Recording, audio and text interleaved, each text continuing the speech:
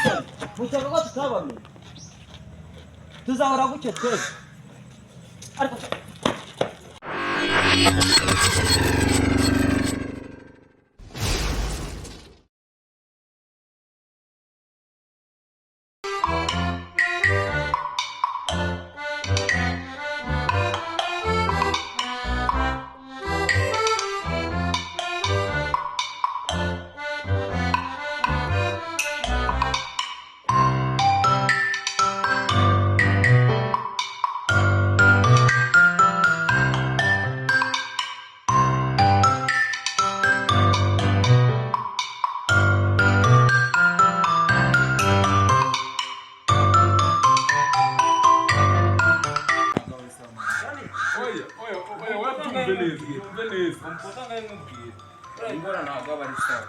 umva ko byagenze reka ntabwo yari njye ahubwo nawe ntabwo nari imbizi n'ubundi byarangiye wikisobanura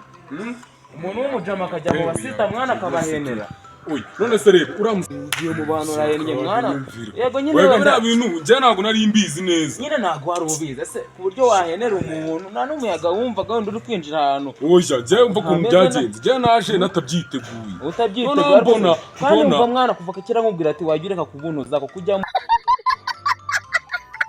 cyane kukubwiza ukuri ubu ngubu ubonye ko wabyinnye ipantaro kabiri atatamutse abasi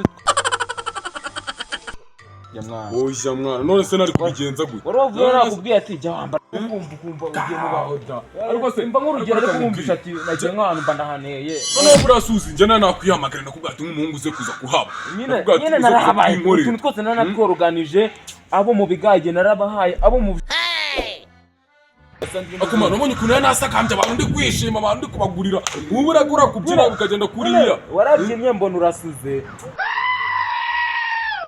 seke mu mwanya nanga gukina ndavuga kumva ati ngusuze mu bantu kandi ikintu cyakujyanye atari ukubasuza oya ngira bantu sura koko patoro wavuga ngo wasuze ariko nawe wari witonze wajyana wowe wari wakoresheje ikiruri ahubwo se uriya umva se ariko ahubwo tugakomeza akazi kacu tukaragaga ibintu byo gutongana sura si umuntu ura ashaje mbabarira mwana reka mwana tugendere turakara kwa muvana aya mwana wa muri iyi minsi turi mu bihe bibudacaka ari kwigira hirya mwana tugenda uze mwana ushatse kunda wamujyana kugira ngo bajye kugufunga ese imyaka ubikoze bari bagufunga mwana njye nabivuyemo mwana dore n'umuntu ajya kubimbwa bihera n'umuntu ajya kubimbwa wabivuyemo ryari mwana barinze bagukwiga mwana se mwana usugura uwo kandi nimbona ari akantu nivaniyemo naza kuba uri kuvuga ngo wagize utuntu umereza kandi n'akabogisa kamwe kangenda ariko ninza kumva hari ikintu ushatse gutekereza mwana arusha wagira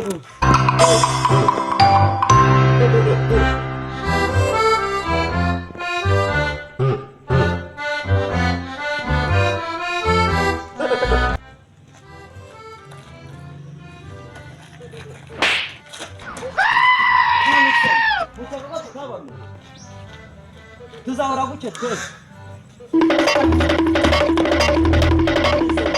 nanjye icyo gishatse kunyambura mukeka ko kavuga ngo twose tutarabamenya sha